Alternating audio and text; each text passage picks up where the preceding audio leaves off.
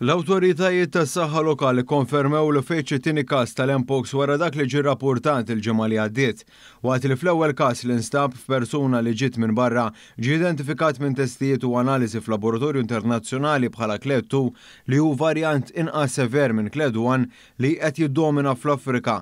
Fil-waqt li għatirit jieġi stabilit dak fit-tieni każ. Persuna oħra ħarġet pożittiv għall-Mpox kawża ta' attività sesswali f'Malta stess bil-persuna li wkoll tinsab klinikament stabbli u ma teħtieġ kura fl-isptar. Ġiet iżolata waqt li qed isiru sforzi ta' intraċċar tal-kuntatti biex tiġi evitata aktar trasmissjoni. L-Mpox li qabel kien magħruf bħala l-Monkeypox u kkawżat mill-istess virus b'żewġ kladi distinti Clade 1 u Clade 2. Clade 1 jinstab mod predominanti fl-Afrika ċentrali u magħruf li jikkawża mart aktar sever u rati ola ta' mortalità. Minħabba s-severità tagħha, l-Organizzazzjoni Dinjija tas-Saħħa l-WHO iddikjarat li Clade 1 bħala emerġenza tas-saħħa pubblika ta' tħassib internazzjonali x-xahar li għadda.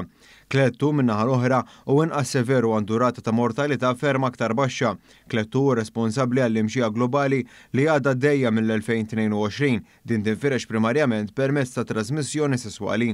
Sas-sena l-oħra kienu ġew investigati 35 każ f'pajjiżna brabta ma' din it-tifqija globali.